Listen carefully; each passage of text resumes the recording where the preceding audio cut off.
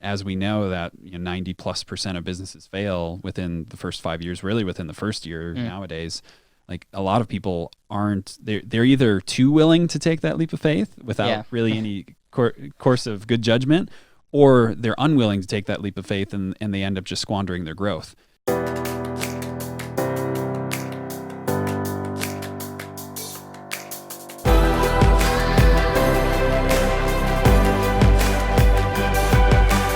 This is BetterWealth with Caleb Guilliams. Welcome to BetterWealth Breakdown, where we talk about concepts, quotes, and ideas from around the world to help people live a more intentional life now and in the future. That was take two, unfortunately. I couldn't get all the words out the first time. What are we talking about today, Dan? Today we're going to talk about a concept that comes from a book called Traction by Gino Wickman. And it was I think it was in the first chapter, and this quote really stuck out to me. He said, "Before you grow, you'll need to take a leap of faith." And what he's getting at there is, as entrepreneurs, as business owners, even personally, a lot of times you just have to take that leap of faith to grow a little bit, to what he coins as letting go of the vine. And what the scenario he provides is, as an entrepreneur, when you have this great idea, you get started and you start building a business, well, you have all these things on your plate, and at a certain point, you essentially get thrown over a ledge. Yep. And there just so happens to be this vine there. And as the entrepreneur, you grab onto the vine and you find yourself over this cliff, and it's the same distance back up as it is to the ground. And you really, at a certain point, just have to let go of that vine, because otherwise you're going to be stuck in place. And as we know that 90+% of businesses fail within the first 5 years, really within the first year nowadays. Like a lot of people they're either too willing to take that leap of faith without really any course of good judgment, or they're unwilling to take that leap of faith and they end up just squandering their growth. And, an example in our business is Trevor. For those of you who are part of BetterWealth, know and love him. He was a pivotal point for BetterWealth. And that was a perfect example of this idea of letting go of the vine, because we were building this thing and we are kind of stuck in a mode of, we can either continue to do what we're doing, we can juggle all of these plates, right, or we can let go of that vine and take a leap of faith, hire somebody, and actually pay a salary. Yeah. How crazy is that?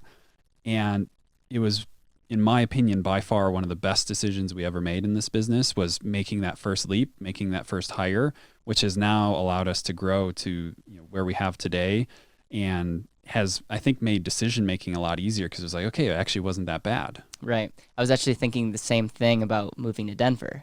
Remember when we wanted to have $1 million in the bank account before we moved? And think about, like, I get why we said that, but we wouldn't have the things that we have and had the opportunities if we were still in Wisconsin. 100%. And that's another example of, we are thinking about certain things. Like, I wouldn't be able to do a show if we didn't have a team that allowed us to focus on the things that actually bring us joy. Yep. So not only are we more happy, we are actually able to make more money and have a greater impact because we let go of that vine. And that's where I'm grateful to have someone like you in my life, because you made that possible. Because if you're just a solo person trying to look at certain things, it's easy to get emotional. And I remember exactly where I was with those conversations, and thinking about that big decision, and thinking about, oh, we're gonna have no money. This doesn't work out. and it was one of those concepts that I'm really grateful for. Yeah, and I would say even an example personally for me was when I was still working at the university. Whenever I said that, I was working on this side thing, the big scary building a business thing. Everybody who had been working for 30, 40 years, they hear this and it's like, well, you shouldn't do that. That's risky, and all these things of why I shouldn't let go of my stable, state job and benefits and all that kind of stuff.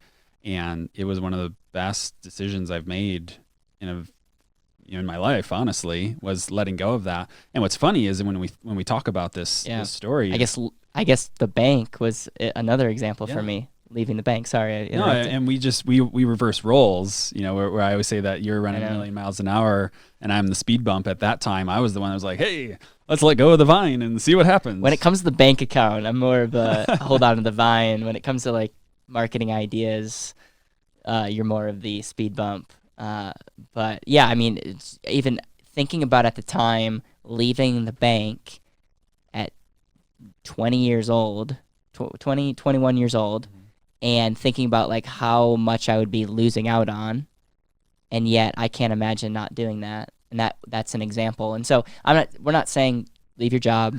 We're not saying start a business. We're not saying invest in that speculative real estate property. What we're saying is do a really good analysis of what's important to you.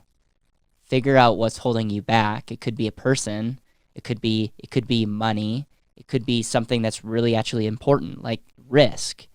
And so like make sure to analyze that. Like there was risk to everything. Like me leaving the bank, I mean, I did a pros and cons analysis and I wouldn't be here, but I also like there was some like it was scary. Yeah. And hiring Trevor, it was scary. But we were able to break down saying like, would this activity get us closer to what we want to currently do, what we're currently doing? And we couldn't articulate this intentional life now and in the future, but that very much resonates with us. And we like, that was why we were in business. Absolutely. And so it's cool. And I would, when we do this breakdown, BetterWealth breakdown, I hope you can break down this concept and help better your life so that you can live a more intentional life now and in your future. Thank you so much for listening to the BetterWealth podcast. It would mean the world to me if you could hit subscribe, leave a review, and share this with the people that you know and love.